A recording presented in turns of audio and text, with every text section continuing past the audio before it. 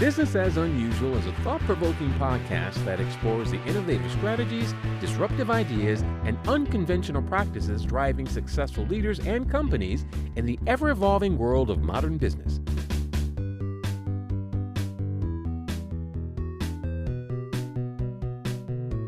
Subscribe, comment, and share for weekly inspiration with our host, Aisela.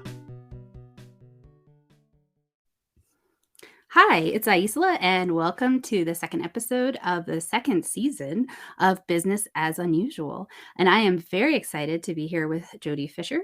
And before we get into talking about her topic, I was hoping to have her answer a little question so you guys could get to know her too. So welcome, Jodi. Are you ready for the delve into your personal world?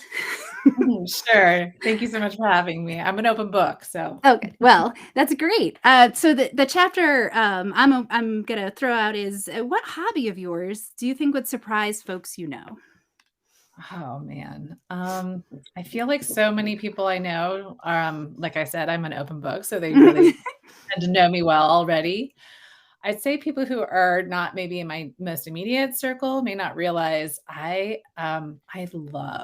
even though I consider myself ambivert, meaning extrovert combined with introvert, I love reading. I am in like 2 different book clubs at any given time in my life. I'm in 1 or 2. I really enjoy reading books that maybe I wouldn't have picked up normally. So I don't know if that counts as a hobby, but I mean, I think it reasonably. What book do you have one right now that you're super excited to share about, or? Oh, well, my default genre is usually historical fiction. Hmm. But I did recently read a book called Bittersweet by Susan Cain. I'm not sure if you're familiar with it. She also wrote a book that got a lot of attention called Quiet. But Bittersweet is kind of how the hard things, the longing, the sadness is actually really important for us to embrace in order to be whole. And I think a lot, at least in our culture, there's a lot of people who try to suppress it or just try to focus on the happy part. And I just love that this book was really read so easily, but also was just powerful in terms of embracing that side of ourselves so that we can be more whole. Mm-hmm. Well, yeah, I mean, there's a lot of, I think, powerful attention right now on that concept of toxic positivity, but also the ways in which repressing the whole of our experience actually has a lot of negative mental, emotional, and social outcomes. And it's not the same as, throwing a temper tantrum in supermarket, but spectrum of experience that we don't seem to be particularly good at acknowledging is actually kind of real. So that's beautiful. I'll have to put that on my list, actually. Thanks for sharing. Now you get the secret agenda, which is then I get all these cool things I get to go check out. Love it. And then, so we're going to talk a little bit about microfinance and how that provides underserved women with a hand up to start and grow enterprises. And I mean, I think it's a really powerful and important topic. But I'd love to start with a little bit before we get more into that, the place that you're working with and sort of how that came out, what you're up to, I guess, like your role as well as the organization. Sure. Yeah. Adelante Foundation. Adelante means forward in Spanish. We've been operating in Honduras for over 20 years. I was not the founder, but the person who had previously lived in Honduras, and he really wanted to help in the aftermath of a major hurricane that impacted the country. And there was a lot of great organizations doing immediate disaster relief, but he wanted to do something for the communities that were longer term recovery. And he learned, the more he learned about microfinance, the more he felt that it was the best option in terms of really empowering the local population with what they are already good at and want to do, but by providing them with small loans to start and grow enterprises.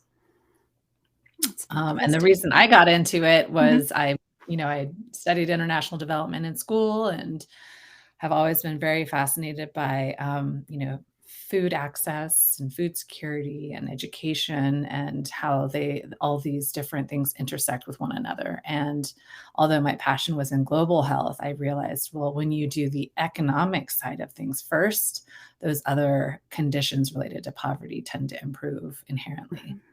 That makes sense. And what's your role with Adelante? I'm the development director, but we are the operations are led by 45 different Hondurans in Honduras. Okay. So I am the only gringa on staff. We have a great board of directors that are comprised of people, majority of which are in the US, but several people internationally as well as Hondurans. But yeah, I end up wearing more hats than just development. Wow, that sounds really fulfilling. And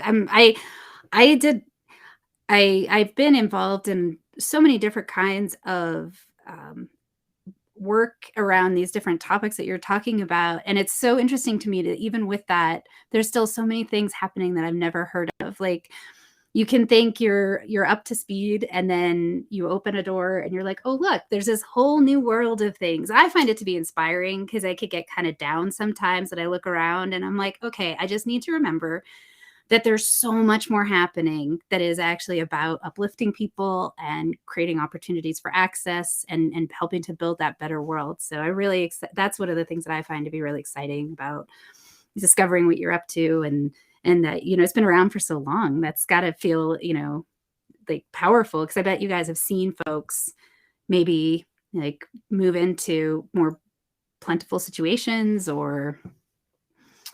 Yeah, there's a lot of wonderful humans dedicated to doing really great things in this world. We tend to get bogged down with the news that says otherwise, but yeah, we were actually a Grameen Bank replicator. So Mohammed Yunus, who had received the Nobel Peace Prize for the work in microfinance back in the day, I think there was like there was a lot of attention around that time. And I think that they believed microfinance to be this panacea to poverty. And when it didn't prove itself to be that, there was a decline in attention and a decline in people pursuing it. So although it may not eliminate poverty, I would still argue it is one of the most powerful sustainable development solutions I have seen in terms of alleviating conditions related to poverty. And it does so in a way that still gives women agency of their own lives. And it allows them to preserve a sense of dignity, which doesn't always happen with those types of humanitarian efforts that are, yeah, anyway. Well, and I want to make a comment on that, which is that we have some, I think, backwards thinking around like, oh, if something just doesn't completely fix a problem, then somehow it's like we're dealing with human beings. We're dealing with human beings in a variety of circumstances and cultural experiences. There's no panacea. And the fact that something didn't 100% fix poverty in 10 years, right, or whatever, doesn't mean that it's not a very important tool in the overall approach to creating a better opportunity for more lives to be enriched. So I'm glad that you guys are still doing it. And I bemoan the fact that there's this idea of like, well, we just have to do this one thing and everything's better. I'm like, there's no Superman. It's not happening. Yeah. It's us working together. That's how we get this better. So, Truth. So, you've talked about this a little bit, but what is the impact? We're not doing a panacea, but there is definitely impact for both the lives that you engage with, and then I'm assuming there's some ripple effects. Like, what would you say, like, the inspiration in terms of doing this and saying, oh, okay, when we see this happen, we know that we've made progress, or we feel like we've succeeded in some fashion. Like, what would that be? That's a great question. I have multiple answers to it, so I'll try to be as brief as I can. But I would say, we collect data. We're very fortunate to have like a really adept team in Honduras who are very capable. And so we have questions that we ask women before and later related to the conditions that they are in, so that we can get a sense of, how are the conditions related to poverty and empowerment changing for them. we learn some things that are as basic as, do you have a dirt floor? Do you have, conditions at home that, are your kids being educated? And so we're able to compare before and after in that extent. But we're also asking questions related to empowerment, which is a little bit harder to measure. But even if it's, do you feel more comfortable making household decisions? Are those decisions being taken seriously by other household members, things like that? But yeah, I mean, it's not just the total numbers. I mean, we tend to reach anywhere from 4 to 8,000 women per year, depending on the year, with both microloans as well as education and training. And so, we certainly measure our success by how many women we're able to reach. And in terms of ripple effect, yeah, I mean, with every woman we work with, we anticipate that impact carries over into all of their family members as well as their community members. A lot of the women that we work with are, we don't really do much in terms of advertising. A lot of it is one neighbor saying, hey, Darla down the street is doing this kind of biz and she is really struggling, but, she just needs more money for some inventory. So a lot of it is, about the ripple effect it was either within their communities or the neighboring communities.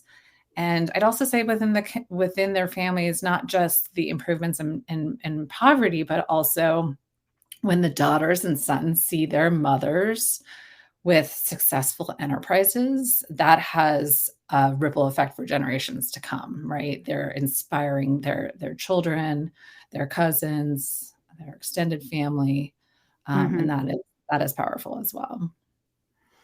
Yeah, I mean, I feel like I've read multiple vetted research papers that talk about the impact of improving the lives of women in community, that it is consistently one of the most effective ways to improve the lives of everybody around them.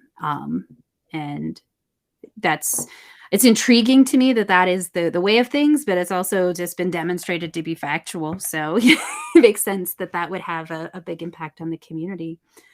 What inspired you to, you talked a little bit about the global health piece, but what you went into that as a college study, like what brought that into your awareness as something to take on and to put your life into? I lost a loved one as a teenager, and I learned life is short, and I better do something with the short life that I have. I ended up studying in Cairo at the American University there, and I just saw poverty on a scale that I had never. It just blew me away. So I think from that moment forward, I became very interested in understanding the global impacts and why these conditions exist and what can we actually do about it. So I think I went into it with some very altruistic, immature desire to just help. But the more I learned, and I went on to get a graduate degree in international development from the University of Denver, and being able to do internships and have some incredible mentors, I definitely learned, there's good intentions are not enough. There's definitely things like I've worked with a lot of different types of organizations, government contractors, nonprofits, foundations, and on a variety of different technical areas that attempt to help those that are underserved in other countries. But I continue to come back to microfinance because I think it is one of the most powerful, sustainable solutions. Can you talk a little bit about that differential? Like when you say it's one of the more powerful, sustainable solutions, what are you comparing it to? Or how is it that it rises to the top in your experience? Well, a lot of efforts are, and I think there's, the industry has come a long way. There's really an acknowledgement that top-down doesn't work. It's not someone who should decide in the US, like, this is the best way for you to get access to a product or service. There's a lot more conversations that involve engaging the community. Sometimes what happens, though, is that the government of a given community may have resistance, or there might be issues revolving corruption. So, ideally you have agreement between both at the kind of higher level as well as the community level, but that's not always possible. But, with microfinance, it really is about, hey, we're not telling you what to do with your business. We're just saying, would this be a helpful, having access to a microloan, would it be helpful? And if yes, we have well-being officers that then make an assessment with the respective woman to determine, she really needs to better understand, money management, or, we kind of have a series of education modules regarding financial literacy that, we don't make it mandatory, but we suggest that women participate in that type of, just so that their businesses are more likely to be successful. But when I say sustainable, I mean, so our organization has had many years to do what we do and refine. We have a 97% repayment rate. So currently we have like a $1.6 million loan portfolio, but any given, like last year, for example, we actually distributed $2.5 million in microloans, because when the loans are being repaid, we can then redistribute them.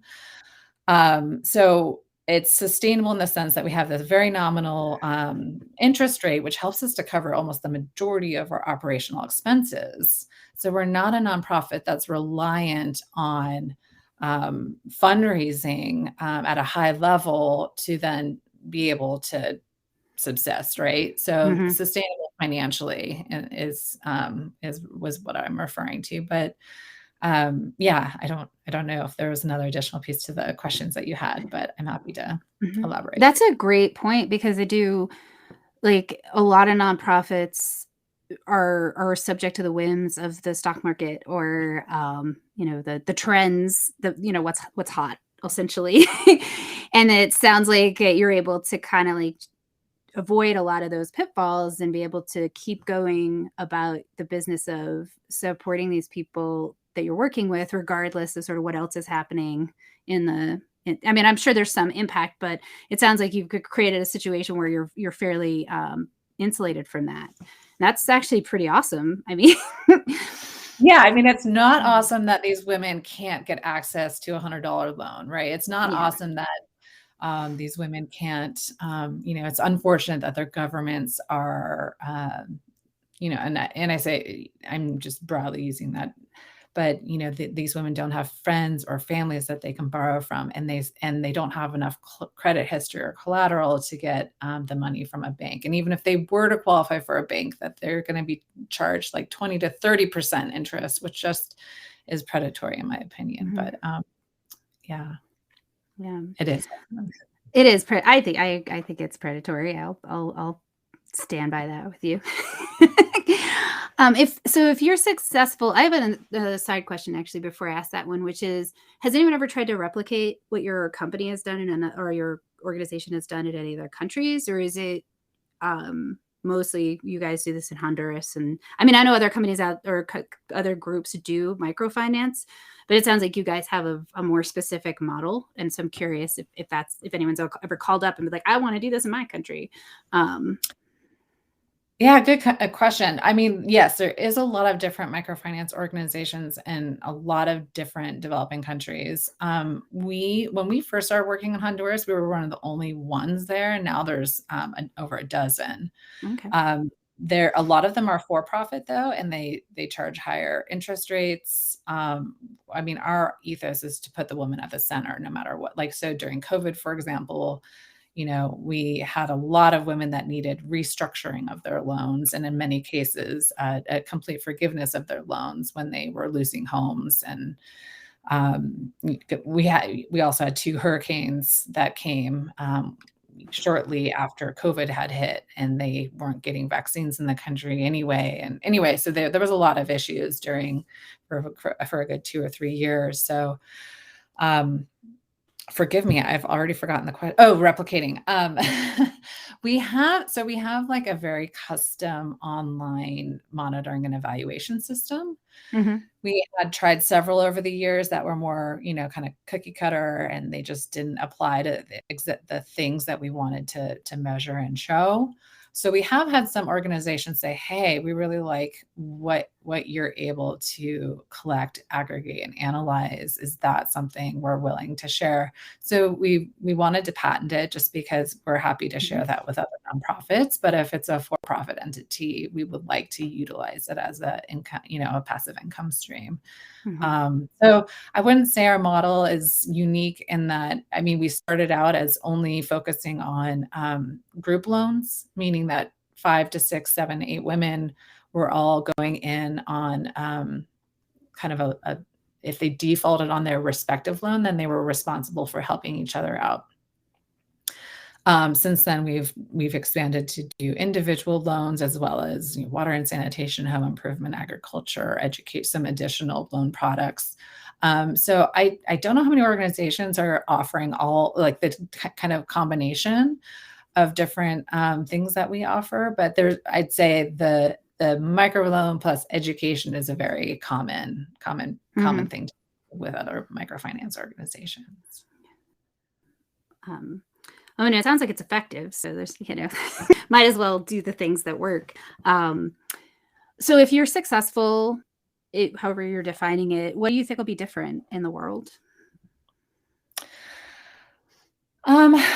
It's about empowering women to be able to improve the conditions that they live in. So yeah, I mean, we define success as women who are able to take their families from one place and elevate that to something that we all. I think we inherently, all human beings, whether we're from the U.S. or from a developing country, we all seek to at least maintain status quo, if not improve it. And so the goal is to be able to give women the resources and tools they want and need to take themselves and their families to the next level so that they have improved conditions and that their welfare and health and education, and they're breaking these intergenerational cycles of poverty. Mm-hmm. Yeah, that makes sense. And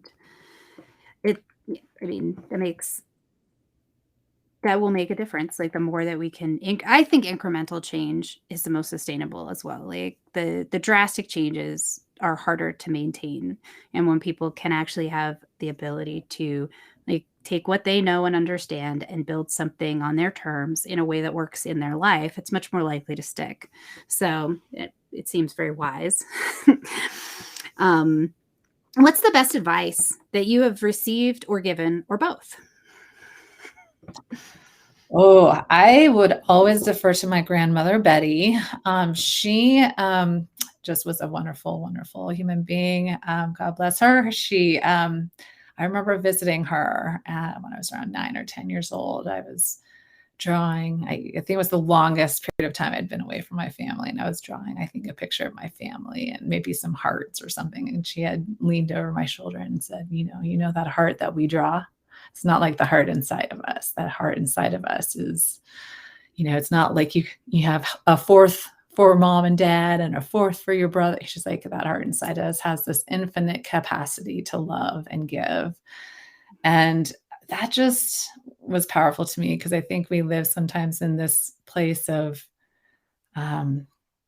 limitation or, but if we allow ourselves to love and give as much as we wish, and if we realize that has an infinite capacity to do so, I just think that, the world would be a better place. That's really beautiful. Grandmas are so great in that way. I know. What do you do to keep yourself inspired when it gets hard, or how do you recharge when my experience is a lot of work that's about taking care, surveying, develop. It can be, there can be moments of like, oh. So I don't know if you have that, but if you do, or how do you just recharge in general? That's a great question. I'm also a mom, and I definitely burn the candle at both ends. I Yeah, self-care is not always easy to make time for, but I mean, I feel like, resting. I always like to, I usually go down to Honduras about once a quarter or once every 3 or 4 months. I always try to add one day for myself where I just can rest, um, without any of the commitments of work or family. When I'm at home, I usually try to do it like create that kind of sacred space right before bed, or no phones. I read a good book. Yeah, rest. Mhm. I mean, I live in Colorado. I'm very fortunate. So as much as I can, and when weather permits, I definitely like to get outside, and there's just a lot of beauty and get out in nature too. So Yeah, and it's very healing. I recently read a book that's been out forever called Burnout. I don't know if you've ever heard of it, but they did a lot of neuroscience around how to regenerate yourself when you are facing stress. And one of the points they make that really hit me was that the distinction between dealing with the stressor, right? Like something stressing you out and you deal with it, whatever that is, but then also dealing with the stress in your body. And you Mm. actually have to do both, because it actually you take it in, and if you don't get it out, it's just there. And I then they have a lot of science around it, so don't take my word for it. But it was a really interesting perspective to take in and recognize it's not just about having good boundaries, it's also about literally taking care of your body. And rest is one of the things they talk about. They have a whole, like, you kind of walk through to kind of help you determine how you do that best for yourself, so that you can stay in your life in the way that is most fulfilling to you, without necessarily ignoring those things that, 'cause I've raised kids. I love my kids, so that does not mean they did not stress me out. So you have to find a way to deal with that whole process, right? So Uh-huh. I love it. I'm going to add it to my queue. yeah, you like books, you love it. That's great. And then if so I'm sure someone's going to listen to this and go like, I want to get involved or support or something. So how do they do that? What do they do? Yeah, and there are so many ways to get involved. I know that some people just think, oh, nonprofits and money, but there's like committees, and we welcome visitors to Honduras. I'm actually going to be moving there at the end of August for at least a year, and I will be able to more regularly connect with people who want to visit. Roatan is a short ferry ride from our headquarters. So I always like to tell people that too. But yeah, I'd say the Adelante website is probably like the best way to stay up on what we're doing as an organization. Not to mention my contact information is available on that website, which is adelantefoundation.org, ADELANTE. And then, I mean, if anyone has interest in reaching out, they can use my email or through LinkedIn, Jodi Mhm. Fischer. Yeah, and I'll post all that in the show notes, so if, this could go out, and so folks will be able to grab that hopefully. And if they somehow have an issue, they could always email me, and I will happily forward them on to you and what you're up to, because it seems like a great opportunity for folks to do something meaningful and to participate in is something that will benefit the other folks and probably give them a good feeling about being part of something. So thank you so much for your time today. Anything else you want us to share with folks before we sign off? No, I'm just, I always like to tell people, because sometimes people are like, oh man, you're doing such amazing. You do not have to make this your life's work. There are so many wonderful organizations doing great work, and there's so many ways to plug in. I heard a statistics once that said something along the lines that we place, that we attribute over 90% of our happiness to things that we spend less than 5 to 10% of our time and resources doing. So there's just so many great things to be able to do, and it can really contribute to like a big part of our sense of fulfillment. So don't be too hard on yourself. That's fantastic. All right. Thank you so much.